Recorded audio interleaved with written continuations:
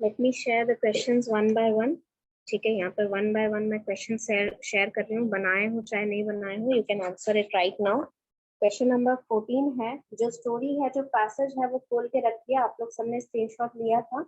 अगर किसी ने स्क्रीनशॉट नहीं लिया है, लास्ट डे का जो पैसेज हम लोग सॉल्व कर रहे थे, तो एक बार बता दो, I will share it with you. ठीक है, उसका स्क्रीन मैं आपको शेयर कर दूंगी, आप स्क्रीनशॉट ले सकते हैं। अदरवाइज अगर आपके पास स्क्रीनशॉट ऑलरेडी प्रेजेंट है तो यहाँ पर हम लोग फिर क्वेश्चन स्टार्ट करते हैं सॉल्व करना, जो बच गया था last class. 14 number question, which of the following is not true in the context of passage, यानी कि जो पैसेज हमने पढ़ा था कल, उस पैसेज के हिसाब से इन तीनों में से, ये जो तीन स्टेटमेंट यहाँ पर दिए गए हैं, इन तीनों में से कौन सा सही नहीं है, ये फाइंड आउट करना है। ध्यान रखिएगा, यहाँ पर सही नहीं पूछा जा रहा है, यानी कि जो लिखा हुआ नहीं है, जो मेंशन नहीं किया गया है आपके पैसेज में। तो statement first is, customers Niranjan's customers were so angry that they beat him mercilessly। मतलब निरंजन जो था, जो ग्रीडी मर्चेंट था, उसके जो कस्टमर्स थे वो इतने गुस्से में थे उससे कि उसमें उन लोगों ने निरंजन को बहुत बुरी तरह मारा। Second statement, king Veer's kingdom was large, मतलब किंग वीर का जो किंगडम था वो बहुत ही लार्ज था, बहुत ही बड़ा था। Third statement, Niranjan had a very good memory, Niranjan के पास बहुत अच्छी मेमोरी थी। मेमोरी यानी याददाश्त उसकी बहुत अच्छी थी, उसे बहुत सारी चीजें याद रह जाती थी। दीज आर द स्टेटमेंट्स जो आपको फाइंड आउट करना है कि कल का जो पैसेज हमने पढ़ा था उसमें से ये तीन में से कौन सा स्टेटमेंट या तीनों स्टेटमेंट या तीनों में से कोई स्टेटमेंट भी ट्रू नहीं है अकॉर्डिंग टू द पैसेज, जो ट्रू नहीं है वो।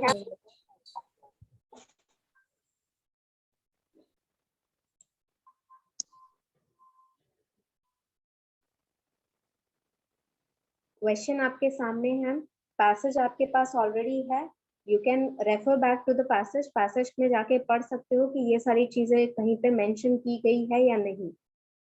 और अगर आपको आंसर पता है तो इधर you can speak it by raising your hand और you can write it in the chat box. Chat box में लिख दीजिए, चाहे आप हैंड रेज कर लीजिए बताने के लिए, जिस भी तरह आप आंसर करना चाहते हैं कर सकते हैं। Question number 14 we are solving, and remember you have to answer according to the passage. जो चीज पैसेज में लिखी गई है उसी के अकॉर्डिंग आपको आंसर करना है। और यहाँ पर क्वेश्चन में पूछा जा रहा है कि इन तीनों में से कौन सा स्टेटमेंट पैसेज में नहीं लिखा गया है। Okay, I already have two answers here. Anyone else who would like to answer? जिसको भी आंसर करना है, they can answer it. Either they can write it down in the chat box or they can raise their hand. And again, I'm reminding कि कुछ student आपकी class में specifically कभी ना कभी एक दो स्टूडेंट ऐसे रहते हैं जिनका ऑडियो कनेक्टेड नहीं रहता है। किसी भी रीजन से ऑडियो अगर नहीं कनेक्ट हो रहा है, नेटवर्क इश्यूज के कारण या बार बार रीजॉइन होने के कारण, तो आप मुझे चैट बॉक्स में इन्फॉर्म करेंगे कि नेटवर्क इश्यूज की वजह से आपका ऑडियो डिस्कनेक्टेड दिखा रहा है। अदरवाइज जब मैं आपका अटेंडेंस ले रही हूँ उस टाइम अगर आपका ऑडियो कनेक्टेड नहीं रहा तो आपका अटेंडेंस नहीं बनेगा उस दिन का। और ये मैंने बनाया भी नहीं है। जनवरी से जिस भी स्टूडेंट का मैं अटेंडेंस ले रही हूँ, अगर उसका ऑडियो डिस्कनेक्टेड है तो मैंने उसे अटेंडेंस नहीं दिया। तो अगर कोई इशू है किसी भी रिगार्डिंग, आपका नेटवर्क से रिगार्डिंग कोई इशू है या फिर ऑडियो डिवाइस में कोई प्रॉब्लम है, तो आप मुझे यहाँ बताएंगे, so that your attendance should not be missed out.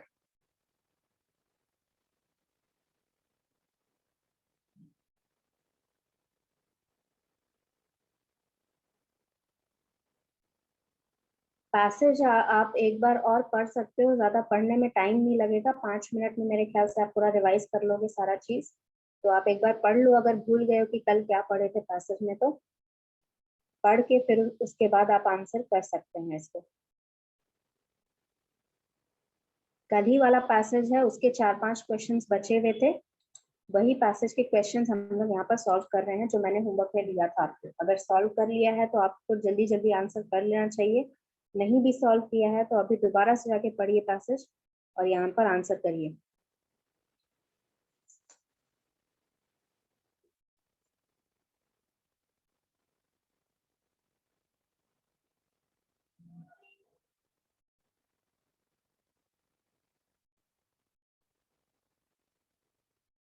Okay, since nobody else is answering the question, I'm assuming कि या तो आपको पढ़ने में टाइम लग रहा है या फिर आपके पास आंसर है नहीं. So let me tell you the answer for this question would be Niranjan customer. Niranjan के जो कस्टमर हैं उसने उन सभी ने मिलकर निरंजन को बहुत मारा. ऐसा आपके स्टेटमेंट कहीं भी ये डायरेक्टली या फिर इनडायरेक्टली कहीं भी नहीं लिखा हुआ है आपके पैसेज में. किंग्स वीर्स किंगडम वाज लार्ज, यहाँ पर आपका इनडायरेक्टली ये स्टेटमेंट मेंशन नहीं है आपके पैसेज में, लेकिन वहां पर वास्ट किंगडम करके लिखा हुआ है. आपका जो फर्स्ट पैराग्राफ है वहां पर जब किंग वीर के बारे में, उनके किंगडम के बारे में, मजिस्ट्रेट हरिपंत के बारे में बताया गया है, तो वहां पर वास्ट किंगडम करके लिखा हुआ है. दैट मीन्स कि स्टेटमेंट सेकेंड जो है वो आपका पैसेज में प्रेजेंट है और उसके अकॉर्डिंग स्टेटमेंट ट्रू होगा. ठीक है. Niranjan had a very good memory, ये स्पेसिफिकली कहीं भी डायरेक्टली इनडायरेक्टली नहीं मेंशन है आपके पैसेज में. So according to your passage statement first और स्टेटमेंट थर्ड जो है वो अनट्रू है या ट्रू नहीं है. ठीक है, फॉल्स है. तो आपका करेक्ट आंसर हो जाएगा option C, that is both third and first and third. Okay, any doubt in question number 14? Question number 14 में किसी को डाउट है? चलिए, नहीं डाउट है तो let's move forward with the next question. Next question है क्वेश्चन नंबर 15. इसका ऑप्शन यहाँ पर एक साथ दिख गया. चलिए, एक साथ सारा आ गया. क्वेश्चन नंबर 15 है what made Niranjan opt for paying the fine last of all, यानी कि निरंजन ने फाइन जो उसको 1000 गोल्ड कॉइन देना था, फाइन था वो लास्ट में क्यों उसने चूज किया? पहला option, he would be deeply in depth if he paid it, मतलब उसे उधारी लग जाएगी अगर उसने 1000 गोल्ड कॉइन दिए. He knew Haripant would keep the money for himself, उसे पता था कि हरिपंत अपने लिए वो पैसे जो है, सॉरी, जो 1000 गोल्ड कॉइन है वो अपने लिए रख लेगा. See, he no one was willing to lend him money, मतलब कोई भी उसे पैसे नहीं दे रहा था देने के लिए. And D, he could not bear to part with such a large sum. वो उसे बर्दाश्त नहीं हो रहा था कि इतना बड़ा जो रकम है, इतनी बड़ी रकम उससे अलग हो जा रही है, यानी कि वो किसी को देने के लिए तैयार नहीं था इतनी बड़ी रकम. Option E, his business would be ruined if he paid such a large sum. अगर वो इतने पैसे देता है एक साथ तो उसके जो बिजनेस है उसका वो पूरी तरह बर्बाद हो जाएगा. So these are the options. ये क्वेश्चन है, आपको बताना ये है कि इनमें से कौन सा रीजन सही है जिसकी वजह से निरंजन ने फाइन भरने का जो पनिशमेंट है उसको सबसे लास्ट में चूज किया.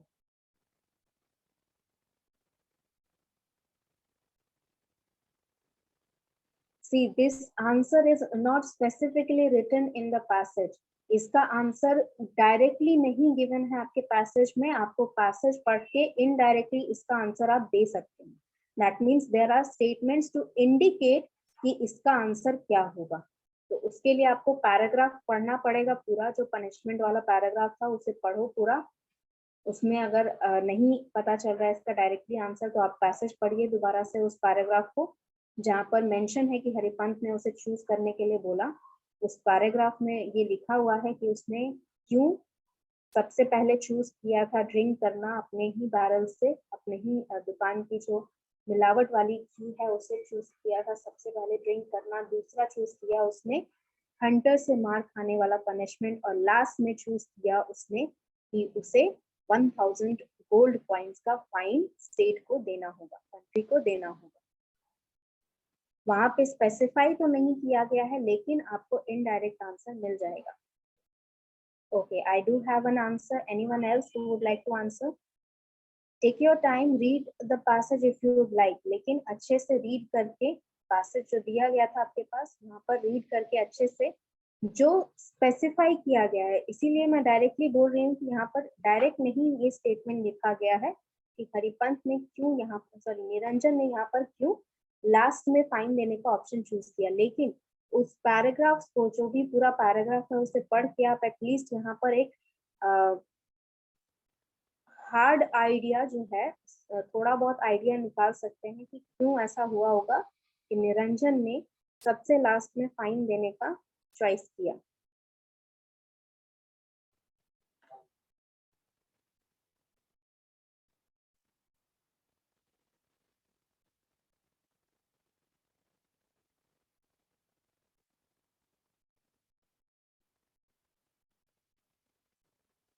Yes, I am still waiting for the answers. जो भी स्टूडेंट हैं, आप लोग आराम से आंसर कर सकते हैं, जिस भी चीज का आंसर आप करना चाहते हैं।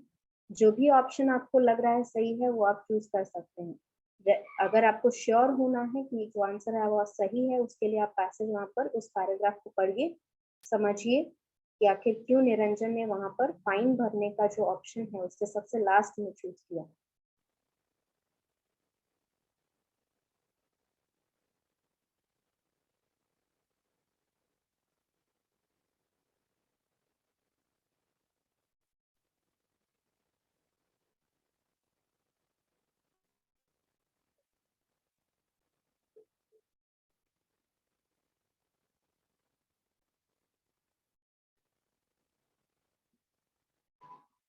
पैसेज का आपके पास स्क्रीनशॉट है, पैसेज आप पढ़ सकते हो, पैसेज पढ़ के आंसर कर सकते हो। नहीं पता चल रहा है तो थोड़ा सा दिमाग लगाइए, क्योंकि डायरेक्ट स्टेटमेंट नहीं है यहाँ पर लिखा हुआ। इनडायरेक्टली यहाँ पर इंडिकेट किया गया है कि निरंजन ने किस वजह से यहाँ पर फाइन लास्ट में भरना चूज किया।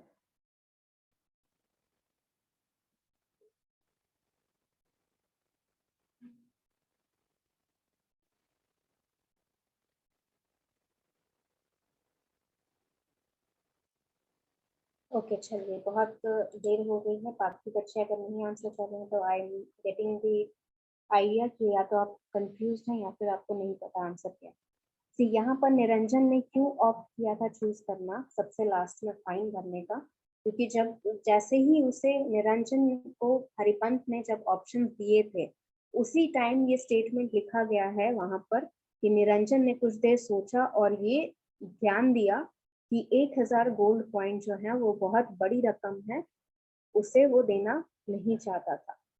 ठीक है, सो the option that will be correct here according to your paragraph would be D option. ठीक है, he could not bear, मतलब उसे बर्दाश्त नहीं हो रहा था, उसे अच्छा नहीं लग रहा था कि इतनी बड़ी जो रकम है वो उससे अलग हो जाएगी। Understood? If there is any doubt in question number 15, you can ask me. Question number 15 में अगर किसी को भी कोई डाउट है तो आप मुझसे पूछ सकते हैं। चलिए, 2 बच्चों ने कम से कम आंसर किया। ठीक है, आई एम जस्ट अज्यूमिंग कि आप भूल गए हैं कि क्या पढ़ा था आपने यहाँ पर। Okay, question number 16, what effect did Niranjan punishment have, मतलब निरंजन ने जो पनिशमेंट उसको दी गई, निरंजन को दी गई, हरिपंत ने जो पनिशमेंट दी निरंजन को, उसका क्या इफेक्ट हुआ, उसका क्या असर निरंजन के ऊपर हुआ। Option A, all the merchants learned their lesson and supplied only good quality ghee. जितने भी मर्चेंट थे, यानी कितने जितने भी दुकानदार थे जो सामान खाने पीने का बेचते थे, उन सभी को ये लेसन मिल गया, सीख मिल गई कि उन्हें खराब या मिलावट वाला चीज नहीं बेचना है, और उन्होंने हमेशा ही उसके बाद से उन्होंने हमेशा गुड क्वालिटी घी बेचा। Option B, Niranjan lost all his customers and has to close down his shop. Niranjan के पास वहां पर बिजनेस पूरा उसका चौपट हो गया और उसे अपनी दुकान बंद करनी पड़ी।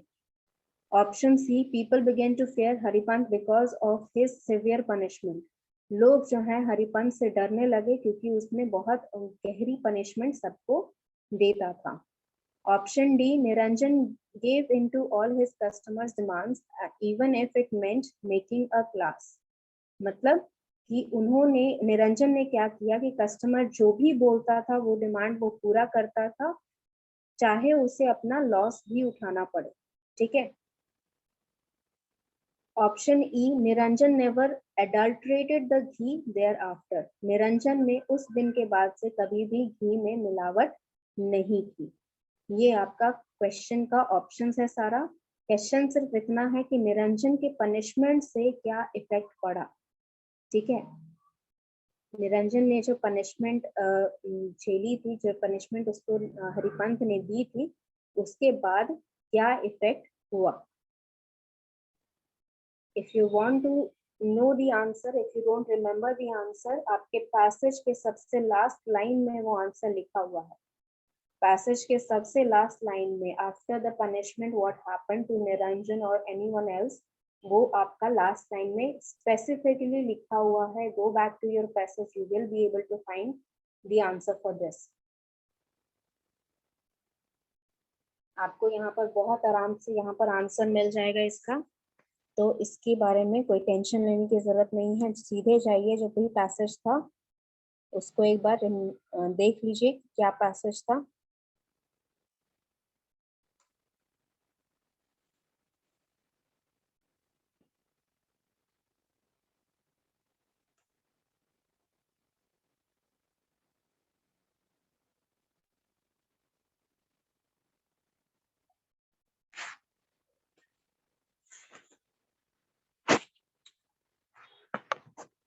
I have 3 answers here.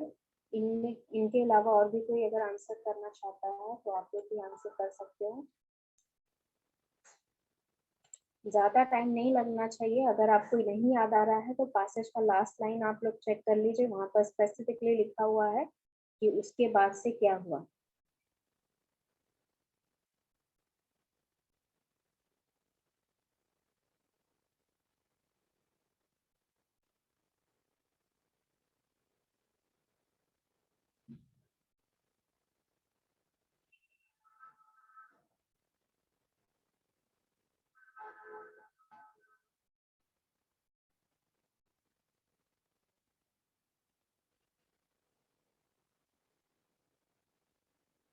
Options में से कोई अगर ऑप्शन ऐसा है जो आपको नहीं समझ में आ रहा है तो यू कैन आस्क मी, या फिर कुछ ऐसा है जो स्पेसिफिकली नहीं समझ में आ रहा है तो वो भी पूछ सकते हो। आंसर करने से पहले श्योर हो जाओ कि आंसर करना क्या है, क्वेश्चन क्या पूछ रहा है, और हमेशा answer according to your passage रहना ही चाहिए।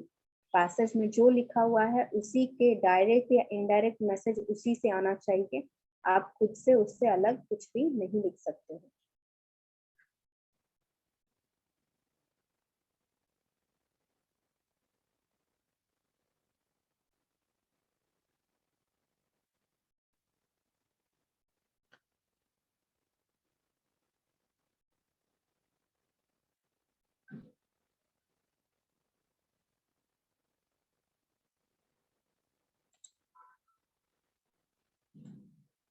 चलिए 4 से 5 आंसर मेरे पास आ गए हैं, तो let me tell you the answer for this question. तो यहाँ पर आपको पूछा जा रहा है कि निरंजन से पनिशमेंट से क्या इफेक्ट पड़ा। तो लास्ट लाइन अगर आपको याद हो पैसेज की, तो वहां पर लिखा हुआ था कि आफ्टर सफरिंग द 3 पनिशमेंट्स, क्योंकि एट लास्ट उसे तीनों पनिशमेंट झेलनी पड़ी, और उसके बाद से लोगों को वहां पर अच्छा क्वालिटी का खाना खाने की आदत पड़ गई।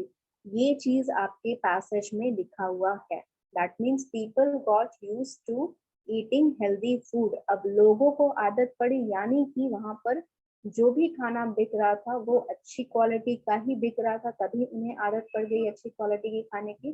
दैट मीन्स यहाँ पर सिर्फ यहाँ पर निरंजन ही नहीं, बाकी मर्चेंट्स भी जो थे उन्होंने भी लेसन लर्न कर लिया। अगर कोई भी सोच भी रहा था कि कुछ गलत काम करने का या फिर वहां पर जो भी अ, मिलावट करने का, ये सारे दिमाग से सबके ख्याल पहले ही निकल गए। So the correct answer for this question would be option A, क्योंकि यहाँ पर स्पेसिफिकली नहीं लिखा है कि बाकी सारे मर्चेंट वहां पर सप्लाई करने लगे घी, या फिर निरंजन सप्लाई करने लगा घी। वहां पर लिखा है कि पब्लिक जो है, पब्लिक को वहां पर पीपल जो है उस किंगडम में जितने भी लोग थे उन सभी को अच्छा खाना खाने की या अच्छा शुद्ध घी खाने की आदत पड़ गई। तो जरूरी नहीं है कि पूरे किंगडम में सब कोई निरंजन से खरीदता था घी, राइट।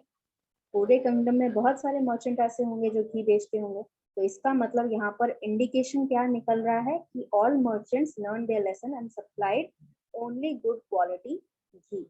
ठीक है, हालांकि पूरे जो स्टोरी है अगर ये स्टेटमेंट नहीं लिखा रहता तो पूरी स्टोरी का निष्कर्ष नहीं निकलता कि निरंजन ने उसके बाद से कभी भी मिलावट वाला घी नहीं बेचा है, तब आपका ऑप्शन ई रहता। लेकिन यहाँ पर ये स्टेटमेंट जो है वो बता रहा है कि जितनी भी पब्लिक है उन्हें आदत पड़ गई अच्छे घी का या फिर प्योर घी खाने का, तो इसका मतलब सभी ने वहां पर प्योर घी बेचने शुरू कर दिया। Understood? If there is any doubt you can ask me any time. Question number 17, ये आपका लास्ट क्वेश्चन यहाँ पर है। Why did the Niranjan suffer 3 punishments? Niranjan ने तीनों पनिशमेंट या 3 पनिशमेंट्स क्यों सफर किए? पहला option, he had cheated so many people that his punishment has to be severe, मतलब उसने उतने सारे लोगों को धोखा दिया था कि उसकी पनिशमेंट बहुत बड़ी होनी ही चाहिए थी। Option B, Haripant had ordered this so that Niranjan would never repeat his offence, Haripant ने उसे ऑर्डर दिया था तीनों पनिशमेंट सहने का ताकि वो दोबारा कभी भी ये गलती ना करे। Option C, Haripant wanted to make an example of him so that the other merchant would not cheat their customers, Haripant Niranjan का एग्जाम्पल दिखाना चाहता था पूरे किंगडम में कि ताकि बाकी मर्चेंट जो हैं, जितने भी दुकानदार हैं, वो अपना सामान अच्छे तरह से प्योर तरीके से बेचे, मिलावट करके ना बेचे और कस्टमर को धोखा ना दे। Option D, Niranjan could not bear any punishment completely and so had to undergo all 3 punishments, Niranjan किसी भी पनिशमेंट को पूरी तरह कंप्लीट नहीं कर पाया, बर्दाश्त नहीं कर पाया, इसी वजह से उसे तीनों पनिशमेंट झेलनी पड़ी। या फिर ई, नन ऑफ द अबव। थोड़ा सा दिमाग लगाना पड़ेगा क्योंकि डायरेक्ट किसी भी स्टेटमेंट में यहाँ पर नहीं पता चल रहा है कि क्यों निरंजन ने तीनों पनिशमेंट सफर की। तो जो भी आपने पढ़ा है पासेज से, जो भी सीखा था पासेज से, जो भी लर्न किया था, उसके अकॉर्डिंग यहाँ पर आंसर करना है आपको। Understood?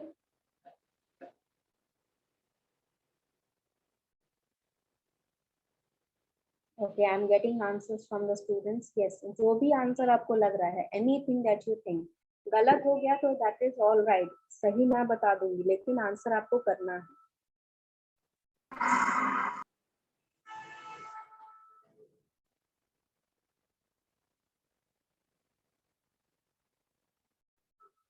Try to answer any of the options, जो भी आपको सही लग रहा है। अगर नहीं समझ में आ रहा है तो फिर से वहां रीड कर लीजिए जो भी पनिशमेंट वाला पैसेज था, ठीक है। हालांकि इतना आसान पैसेज था कि वो तो आपको पढ़ के अभी तक याद ही हो जाना चाहिए था, लेकिन फिर भी अगर नहीं याद आ रहा है क्या होना चाहिए था यहाँ पर, तो आपको यहाँ पर पढ़ लेना है पैसेज को जो कल ही शेयर किया था मैंने। क्वेश्चन में सिर्फ इतना पूछा जा रहा है कि आखिर क्यों निरंजन ने तीनों पनिशमेंट सफर की, क्या रीजन था। अगर ऑप्शंस में से कुछ नहीं समझ में आ रहा है तो you can ask me again, I will explain it again.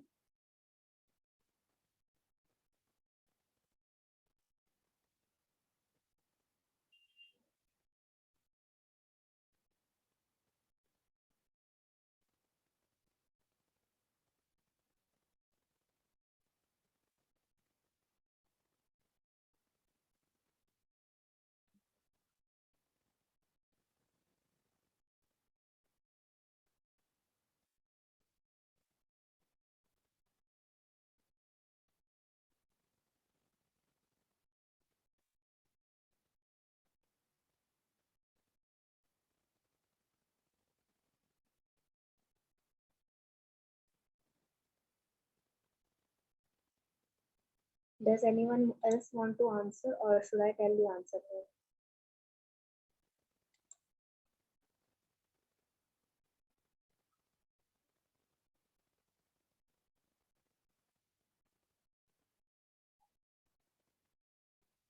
चलिए आंसर बता देते हैं, बाकी बच्चे जब तक नहीं अगर समझे तो समझ जाइए कि क्या यहाँ पर पूछा जा रहा था। यहाँ पे क्वेश्चन सिर्फ इतना किया गया है कि आखिर क्यों निरंजन ने तीनों पनिशमेंट फेस किए, ठीक है। तीनों में से कोई एक कर सकता था, तीनों में से कोई 2 कर सकता था, लेकिन तीनों पनिशमेंट उसने फेस किए। तो यहाँ पर जो स्टेटमेंट है आपका लास्ट स्टेटमेंट, ठीक है, so he has to suffer all 3 punishments, ठीक है, यानी कि इससे पहले रीजन बताया गया है। तो रीजन यही है कि जब उसने सोचा कि वो 1000 रुपीज फाइन बहुत ज्यादा है, और 100 लैशेस वो बर्दाश्त नहीं कर पाएगा, तो उसने सबसे पहले बैरल का घी पीना शुरू किया जो वो मिलावट वाला बेचता था। क्योंकि उसे आदत नहीं थी मिलावट वाला खाने की, तो वो तुरंत बीमार पड़ गया।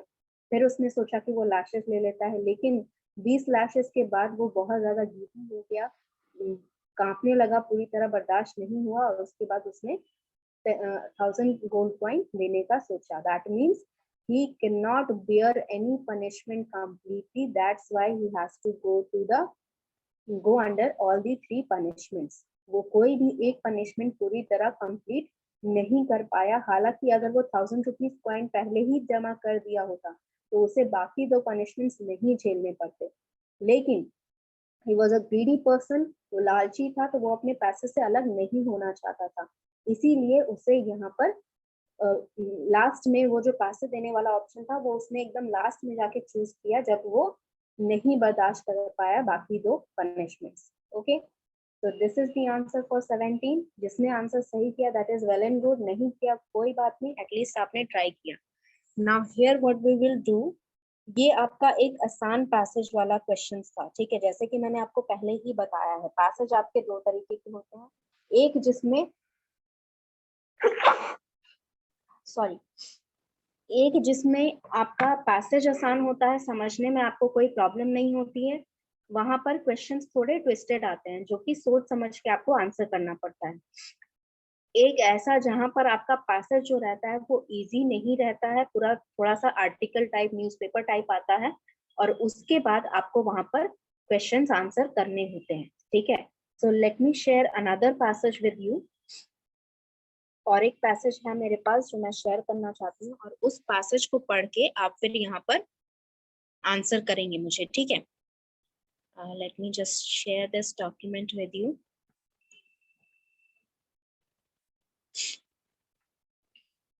Yes,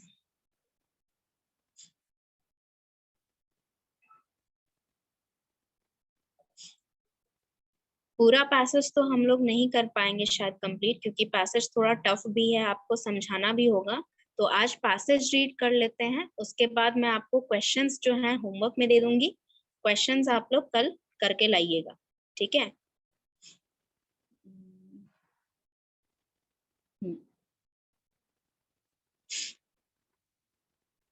okay, this is your passage, ठीक है। Again I am telling you, आपको खुद का स्क्रीन यहाँ पर इनलार्ज करना पड़ेगा, क्योंकि मैं अगर यहाँ से इनलार्ज करूंगी तो आपको पैसेज पूरा एक बार में नहीं दिखेगा, ठीक है। जो भी डेस्कटॉप से लॉगिन किए हुए हैं उनको मैं फिर से बता दे रही हूँ। यहाँ पर डेस्कटॉप में सबसे ऊपर में एक व्यू ऑप्शन करके ब्लैक कलर में आ रहा होगा, ग्रीन कलर में यू आर व्यूइंग सेमेज कॉलेज स्क्रीन आ रहा होगा। नेक्स्ट में बगल में एकदम व्यू ऑप्शन करके आ रहा होगा, उसमें जूम का ऑप्शन रहता है, जिससे आप जूम करके, यहाँ पर जूम रेशियो देता है 100%, 50%, जूम रेशियो इंक्रीज करके आप अपना स्क्रीन इंक्रीज कर सकते हैं, जूम इन कर सकते हैं।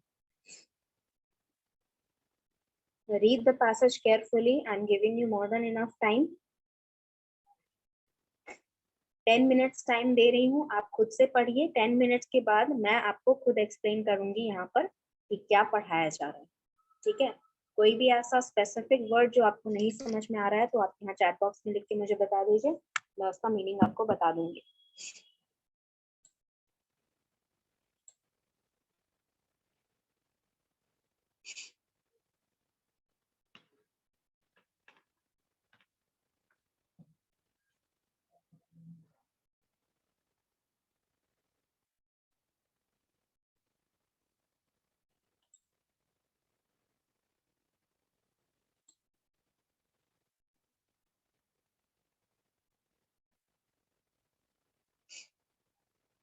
जो भी यहाँ चीजें बताई जा रही हैं आपको, ये सारा आपको दिख रहा होगा। कॉम्प्रिहेंशन टेस्ट जो है आपका बैंक पीओ के एग्जाम के लिए आया हुआ है, क्लर्क के एग्जाम के लिए आया हुआ है। और अगर इस क्वेश्चन, अगर मान लीजिए कि आप इस चीज को आप किसी भी कॉम्पिटिटिव एग्जाम के लिए नहीं भी तैयारी कर रहे हैं, तो भी पैसेज रीजनिंग से आपका 2 चीज एक ही साथ में हो रहा है। पहला तो ये कि आपको एमसीक्यू क्वेश्चंस टाइमली सॉल्व करने के, टाइम ड्यूरेशन मैनेज करने का प्रैक्टिस हो रहा है। सेकेंड थिंग, पैसेज समझना बहुत अच्छा, एक तरह से आप समझ लीजिए कि पैसेज अगर आप रीड करके समझ पा रहे हैं और आंसर कर पा रहे हैं, इसका मतलब आपका एक तरह से रीडिंग प्रैक्टिस हो रहा है इंग्लिश का। ठीक है, अपने से आप पढ़े चाहे ना पढ़े, यहाँ पर आपको हेल्प मिलेगी इससे। जो फर्दर आप अपना सब्जेक्ट भी पढ़ते हैं, यूनिवर्सिटी पेपर्स भी जो पढ़ते हैं, उसमें भी जो भी आर्टिकल्स आते हैं एवरीडे लाइफ में, आपको पढ़ के समझने में कभी कभार दिक्कत आती है।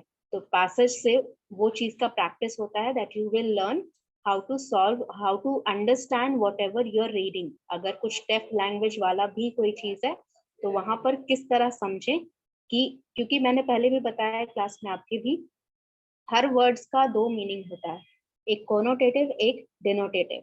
दोनों मीनिंग में से डिनोटेटिव का मतलब होता है जो आपको डिनोट किया गया है, यानी कि उसको डिक्शनरी में जिस वर्ड को उसका जो मीनिंग लिखा गया है वो सारे मीनिंग उसके डिनोटेटिव मीनिंग होते हैं। और एक मीनिंग का मतलब होता है कि जहां पर आपका जो सेंटेंस में जहां पर यूज हुआ है आपका वर्ड, वो सेंटेंस में क्यों यूज हुआ है और क्या पर्पस फिल करने के लिए यूज हुआ है, वो मीनिंग आपका कॉनोटेटिव कहलाता है। तो दोनों मीनिंग आपको मैटर करता है जानने का।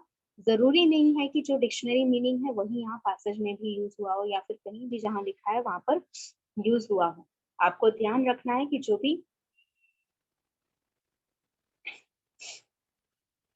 भी वर्ड आप पढ़ रहे हैं वहां पर कॉनोटेटिव और डेनोटेटिव मीनिंग को आप ध्यान में रखते हुए पढ़ेंगे। जो डिक्शनरी मीनिंग है सिर्फ जरूरी नहीं है कि वही मीनिंग यहाँ पर लिखा गया है। तो ये चीज आपको पता चलना चाहिए, ये चीज आपको प्रैक्टिस होगी once you are reading and practising the comprehension passages. इसमें आपको ये चीज का प्रैक्टिस मिलेगा कि आपको कहाँ पर डेनोटेटिव मीनिंग यूज करना है, कहाँ पे कोनोटेटिव मीनिंग यूज करना है।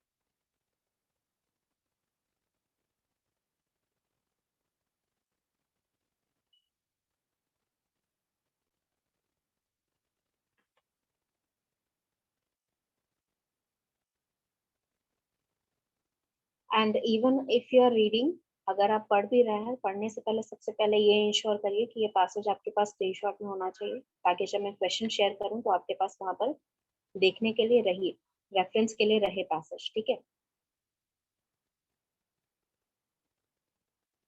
क्वेश्चंस ज्यादा नहीं है, सिर्फ 5 क्वेश्चंस हैं इस पैसेज के ऊपर। The only thing is that there's a difficulty in understanding each and every aspect. तो आपको पूरा अच्छे से पढ़ के अच्छे से समझना होगा।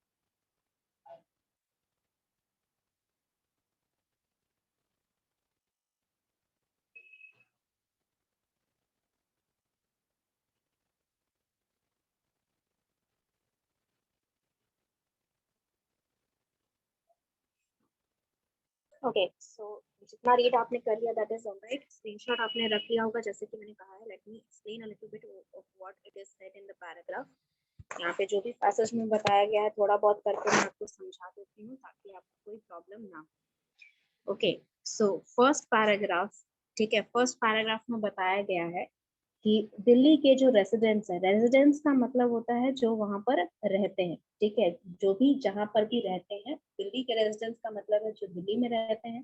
अगर मैं बिहार के रेजिडेंट्स के बारे में बात करूं तो जो बिहार में रहते हैं। अंडरस्टूड? रेजिडेंट्स मतलब जो जहां पर रहते हैं। दिल्ली के जो रेजिडेंट्स हैं वो प्रोटेस्ट कर रहे हैं। प्रोटेस्ट मतलब किसी एक गवर्नमेंट अलायंस के अप्रूवल के अगेंस्ट वो लोग हड़ताल पे हैं, या कोई भी प्रोटेस्ट एक्शन ले रहे हैं, कि बता रहे हैं गवर्नमेंट को कि वो जो भी रूल उन्होंने लागू किया है या जो भी अप्रूवल दिया है वो उनके अगेंस्ट है। अंडरस्टूड? तो यहाँ पर किस चीज का प्रोटेस्ट किया जा रहा है? गवर्नमेंट ने अप्रूव किया है किसी एक यहाँ पर एक आधे डजन यानी कि 6 कॉलोनीज, साउथ दिल्ली में 6 कॉलोनीज का कंस्ट्रक्शन उन्हें करना है, रीडेवलपमेंट प्रोग्राम है, उसके लिए उन्होंने 14,000 ट्रीज को काटने का अप्रूवल दे दिया है। और इसके लेकर जो दिल्ली के रेजिडेंट्स हैं उन्होंने प्रोटेस्ट करना स्टार्ट कर दिया है। उनके प्रोटेस्ट के बाद यहाँ पर मंडे को जो दिल्ली हाई कोर्ट है, दिल्ली हाई कोर्ट ने ये प्रोजेक्ट के ऊपर थोड़ा सा टेम्पररी रोक लगा दिया है कि 4 जुलाई तक वो लोग कोई भी पेड़ नहीं काट सकते हैं जब तक इस जो भी यहाँ पर प्रोसीजर चल रहा है, जो भी यहाँ पर प्रोटेस्ट चल रहा है, उसको क्लियरेंस ना दिया जाए। तो ये एक तरह का टेम्पररी रिलीफ है, मतलब परमानेंटली इस गवर्नमेंट अप्रूवल को काटा नहीं जा रहा है, यानी कि मना नहीं किया जा रहा, लेकिन टेम्पररीली उन्होंने ये चीज बोल दिया कि 4 जुलाई तक आप लोग पेड़ नहीं काट सकते हैं। अब इसमें सबसे बड़ा मेजर फैक्टर ये है कि जितने भी पेड़ वहां पर काटे जा रहे हैं, the 14,000 trees that were being cut out, वहां पर जो भी पेड़ काटे जा रहे हैं उसमें से मेजर फैक्टर जो है, मेजर रेशियो जो है, यानी कि जितने पेड़ हैं 14,000 में से बहुत सारे पेड़ ऐसे हैं जो कि मेच्योर लेवल पे आ चुके हैं। मेच्योर यानी कि वो लेवल जहां पर वो फ्रूट बेयर कर सकते हैं। यानी कि आप अगर गार्डन में अपने कहीं पर भी पेड़ लगाते हैं, बीज लगाते हैं, छोटा पौधा लगाते हैं, तो एक टाइम पीरियड होता है जिस टाइम पीरियड के ग्रो करने के बाद ही वो पेड़ जो है फ्रूट देता है। ठीक है, हर पेड़ का अलग अलग टाइम ड्यूरेशन होता है, अगर वो फूल दे रहा है या फिर अगर वो फ्रूट्स दे रहा है, कहीं पर भी जो भी उसका फ्रूट रहता है, यानी कि जो भी वो नर्चर करता है पेड़, उसको एक ड्यूरेशन होता है, तो वो मेच्योरिटी पीरियड कहलाता है, जहां पर उसे फ्रूट आ जाते हैं उस पे, या फिर जो फ्लावर का अगर प्लांट है तो फ्लावर आ जाते हैं।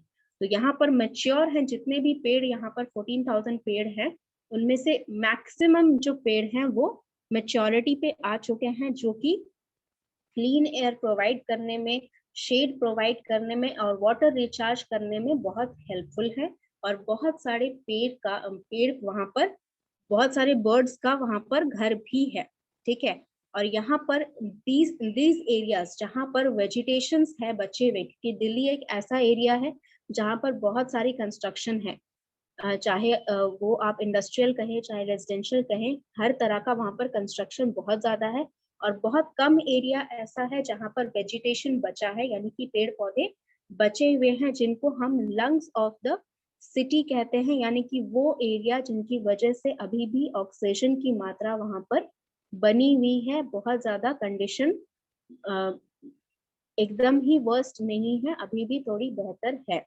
ठीक है, लेकिन प्रोजेक्ट रिपोर्ट जो है, मतलब जो प्रोजेक्ट है जिसकी वजह से वहां पर रीडेवलपमेंट का जो प्रोजेक्ट है जिसकी वजह से 14,000 पेड़ काटने की ऑर्डर्स दिए गए हैं गवर्नमेंट ने, वो क्वालिटीज को, किस क्वालिटीज को, पेड़ के यहाँ पर जो क्वालिटीज हैं उसके इम्पोर्टेंस की क्वालिटीज को इग्नोर कर रहा है, यानी कि ओवरलुक कर रहा है, मतलब उसे अनदेखा कर दिया जा रहा है। ठीक है, इतना पोर्शन आपका फर्स्ट पैराग्राफ में है रिटर्न। किसी को भी कोई डाउट फर्स्ट पैराग्राफ में, पहले पैराग्राफ में कुछ भी ऐसा जो नहीं समझ में आया? चलिए, नहीं कोई डाउट है तो let's move forward to the next part.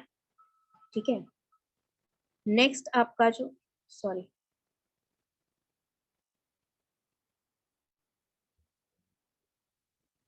Next जो पैराग्राफ है वो देख लेते हैं एक बार। नेक्स्ट पैराग्राफ में क्या लिखा हुआ है? नेक्स्ट पैराग्राफ में मेंशन है कि यहाँ पर लार्ज कंस्ट्रक्शन, हमारे इंडिया जैसे कंट्री में लार्ज कंस्ट्रक्शन अगर कहीं भी होता है, लार्ज कंस्ट्रक्शन जो है वो, उसमें बहुत प्रॉब्लम्स आती है मैनेज करने में।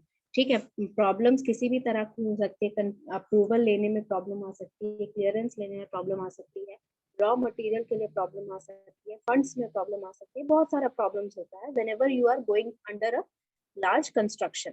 ठीक है, तो यहाँ पर बोला जा रहा है कि हमारे कंट्री में जो एनवायरमेंटल नॉर्म्स है, एनवायरमेंटल नॉर्म्स का मतलब क्या होता है, जो नॉर्मल रूल होते हैं जो लागू आपको करने ही होते हैं। जैसे एक रूल ऐसा है कि अगर आप जितने पेड़ आप कंस्ट्रक्शन के लिए काटेंगे उतने ही पेड़ आपको लगाने होंगे, ठीक है। दिस इज अ रूल, ठीक है।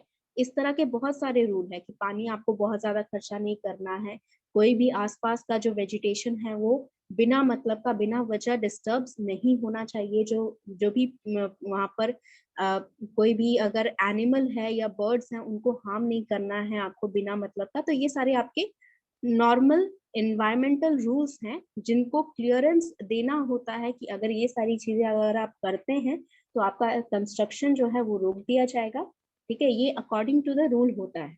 लेकिन बहुत चीजें यहाँ पर प्रोसीजर में फॉलो अप नहीं करते हैं, जैसे कि 2006 में बताया गया है कि बहुत सारी जो प्रोजेक्ट कंपनियां हैं जिन्होंने प्रोजेक्ट कंस्ट्रक्शन कंपनियां हैं जिन्होंने प्रोजेक्ट बनाया था, तो उनका जो अप्रूवल होता है वो अप्रूवल डिटेल असेसमेंट रिपोर्ट देख के नहीं, सिर्फ एप्लीकेशन फॉर्म देखकर ही उन्हें अप्रूव कर दिया गया। यानी कि उनपे ये चीज ध्यान नहीं दी गई कि उनका डिटेल में नहीं मांगा गया कि कितना रिपोर्ट है, कितना रॉ मटेरियल लगेगा, ये सारी चीजें नहीं मांगी गई। सिर्फ एप्लीकेशन के बेसिस पे उनका अप्रूवल कंस्ट्रक्शन का मिल गया।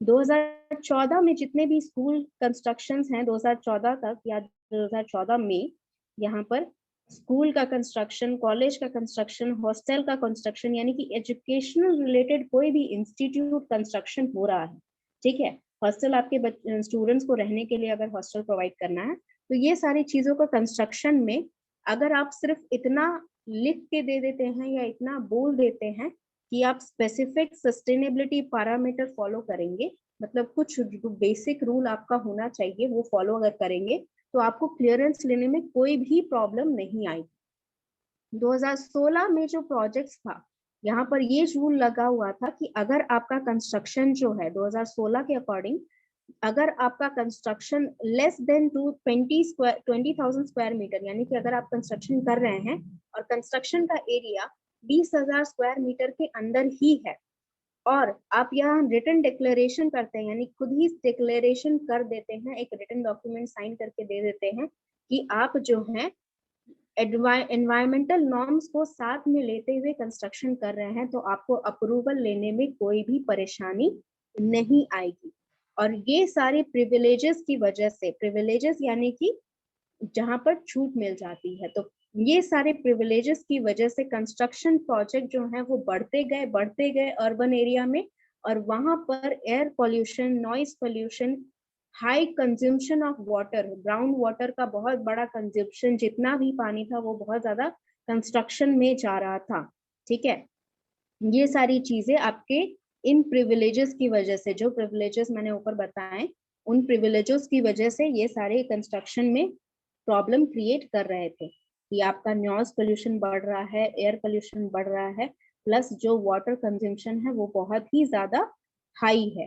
कंपनसेटरी अफॉरेस्टेशन का मतलब होता है, कंपनसेटरी मतलब जो आप कंपनसेट करते हैं, जो पेड़ आपने काटे हैं या जो भी वेजिटेशन आपने डिस्टर्ब किया है अपने कंस्ट्रक्शन के लिए, उसका भुगतान करने के लिए आपको जो है नए पेड़ लगाने थे। लेकिन ये जो प्रोजेक्ट है ये बुरी तरह फेल हो गया। क्यों फेल हो गया? क्योंकि जहां पर वो लगाए गए वहां पर सर्वाइवल रेट बहुत खराब थे सैपलिंग के।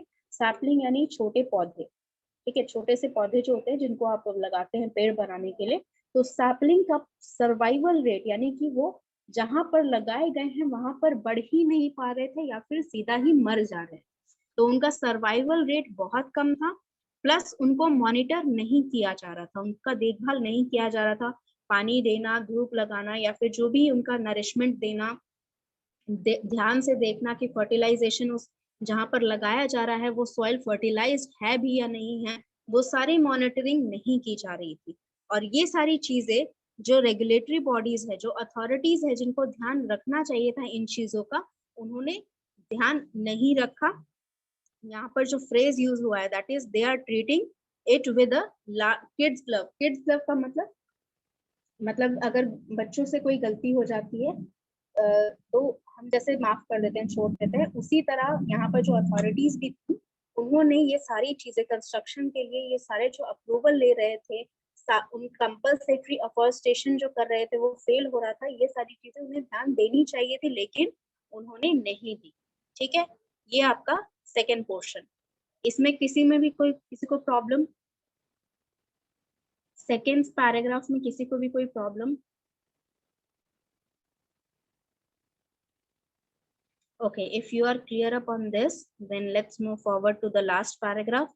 लास्ट पैराग्राफ में आपका यहाँ पर मेंशन क्या क्या किया गया है मैं एक बार समझा देती हूँ। तो लास्ट पैराग्राफ में ये लिखा गया है कि जो प्रोटेस्ट चल रहा था, हम अगेन वहां पर रिपीट कर रहे हैं, जो फर्स्ट पैराग्राफ में प्रोटेस्ट के बारे में बताया गया है, जो दिल्ली के रेजिडेंट्स कर रहे हैं, उस प्रोटेस्ट के बारे में मिनिस्टर ऑफ अर्बन डेवलपमेंट का जो मिनिस्टर हैं, उन्होंने क्या कहा इस प्रोटेस्ट के बारे में कि जो भी पब्लिक है, जो कैंपेन वो निकाल रही है, वो मिस इन्फॉर्म्ड है, यानी कि उनके पास करेक्ट इंफॉर्मेशन नहीं है, वो बिना वजह यहाँ पर हल्ला क्रिएट करना चाह रहे हैं। That was the statement of minister of urban development.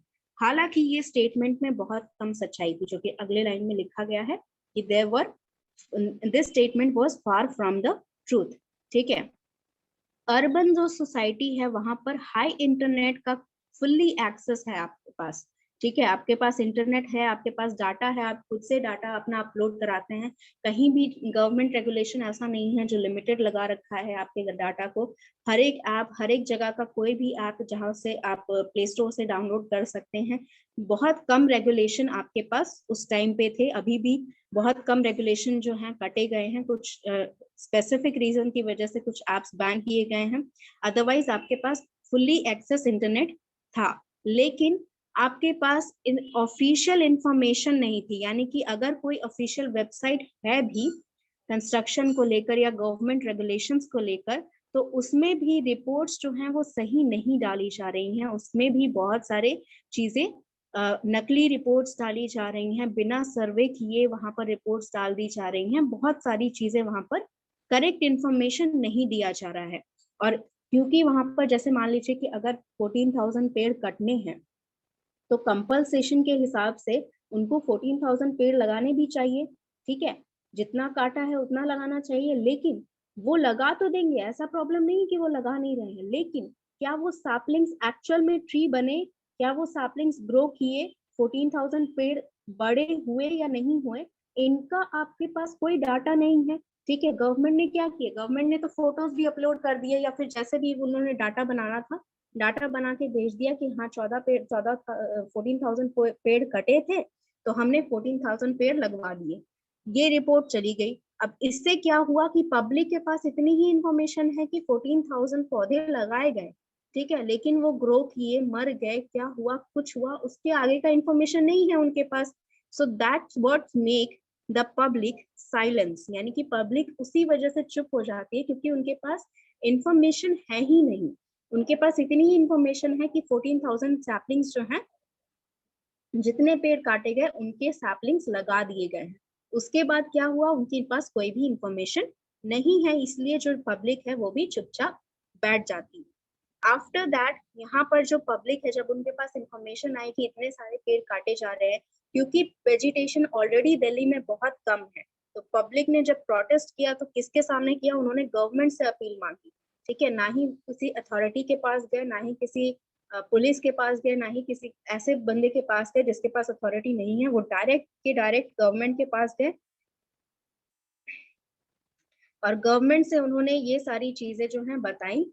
अब देखिए प्रॉब्लम क्या है, यहाँ पर एक प्रॉब्लम भी बताई गई है कि दिल्ली में बहुत सारी एजेंसीज जो हैं वो अलग अलग जगह पे अलग अलग अथॉरिटी फॉलो करते हैं, क्योंकि दिल्ली हमारा कैपिटल है इंडिया का, तो वहां पर सेंट्रल गवर्नमेंट भी काम करता है और स्टेट गवर्नमेंट भी काम करता है। तो यहाँ पर क्लियर कट नहीं किसी को पता है कि यहाँ पर अगर मैं अप्लाई करती हूँ किसी चीज के लिए, कोई एप्लीकेशन डालती हूँ, कोई कंप्लेंट डालती हूँ, तो उस कंप्लेंट को सेंट्रल गवर्नमेंट हैंडल करेगी या स्टेट गवर्नमेंट हैंडल करेगी। दोनों एक दूसरे पे ठोकने भी लग जाते हैं। कई बार ऐसा होता है कि अगर स्टेट गवर्नमेंट को कंप्लेन करो तो वो बोलते हैं कि सेंट्रल गवर्नमेंट ने ऑर्डर नहीं दिया, सेंट्रल गवर्नमेंट को कंप्लेन करो तो वो कहते हैं कि हमने ऑर्डर दे दिया, स्टेट गवर्नमेंट ने काम नहीं किया। So these things makes its difficult for the public to come out and complain about all those things. ठीक है, अथॉरिटी नहीं डिसाइड करने के कारण यहाँ पर बहुत सारी ऐसी चीजें हैं जिसमें प्रॉब्लम होती है। अब यहाँ पर रेजिडेंट्स ने क्या किया, रेजिडेंट्स ने अपील की गवर्नमेंट को कि वो इंक्लूसिव वे निकाले, मतलब ऐसा तरीका निकाले कि रीडिजाइनिंग अगर उनको करना है तो करे, ठीक है, रीडेवलपमेंट अगर उनको साउथ दिल्ली का करना है तो करे, लेकिन ऐसे तरीके से करे कि जो पेड़ पौधे हैं, जो एनवायरनमेंट है, उन पे कोई नुकसान ना पहुंचे, ठीक है। तो गवर्नमेंट ने भी यहाँ पर ये भी चीज कही गई कि गवर्नमेंट को रिव्यू रखते रहना है, यानी कि अगर उसने पेड़ काटे हैं तो पौधे लगाए या नहीं लगाए, पौधे बढ़ रहे हैं या नहीं बढ़ रहे हैं, ये सारी चीजें जो है रेगुलेट, अगर कंस्ट्रक्शन हो रहा है तो उसमें वहां पर नॉइज पोल्यूशन ज्यादा ना क्रिएट हो कंस्ट्रक्शन की वजह से, और जो पानी का कंज्यूमशन है वो बहुत ज्यादा ना हो, ये सारी चीजों पे वो लोग ध्यान देंगे। So this is what the conclusion of your article, जो आपका पैसेज है उसका कंक्लूजन है ये। थर्ड पैराग्राफ में किसी को भी कोई डाउट? थर्ड पैराग्राफ में किसी को भी कोई डाउट?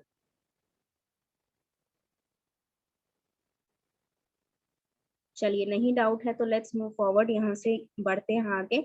अब टाइम तो इतना नहीं रह गया है यहाँ पर कि मैं आपको पूरा क्वेश्चन सॉल्व करवाऊं, तो एक काम करते हैं, मैं यहाँ पर क्वेश्चन स्क्रीन पे शेयर कर देती हूँ, ठीक है। ये आपके 4 क्वेश्चन हैं, यहाँ पर 4 क्वेश्चन आपके स्क्रीन पे दिख रहे हैं। जल्दी जल्दी फटाफट स्क्रीन शेयर करके कर रही हूँ, जो उसका स्क्रीनशॉट ले लो। क्वेश्चन नंबर 1 2 3 4 का आपको स्क्रीन पे दिख रहा है, स्क्रीनशॉट लीजिए जल्दी जल्दी, और जब हो जाए तो मुझे बताइए जल्दी से, तब तक मैं आपका अटेंडेंस ले रही हूँ।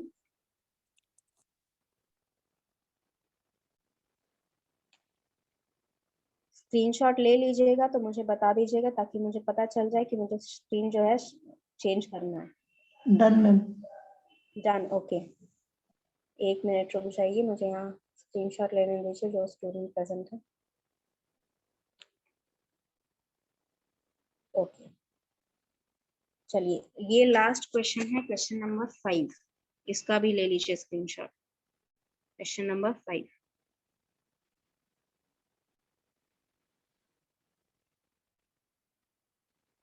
Done. Are you done? Question question 5 कर लिया सबने? Yes ma'am. चलिए, कर लिया है तो यहाँ पर मेरे ख्याल से आपको यहाँ पर सब चीज हो गया है। पैसेज मैंने समझा दिया है, पैसेज का स्क्रीनशॉट आपके पास है, क्वेश्चंस का स्क्रीनशॉट आपके पास है। कल मुझे 5 के आंसर्स चाहिए आपके पास से, ठीक है। जितने भी एटलीस्ट स्टूडेंट यहाँ प्रेजेंट है, कम से कम 10 से 12 स्टूडेंट के मेरे पास आंसर आराम से आने चाहिए। भूल मत जाना, जो भी क्वेश्चन आंसर है उनको करके लाइएगा, एक जगह लिख के रख लीजिए, एक जगह सेव करके रख लीजिए, wherever you want, and you can just answer the question directly when you are attending the class tomorrow, ठीक है। Okay, so I have taken the attendance, so let's end this class here, ठीक है। Question answer करके लाइएगा next class, okay.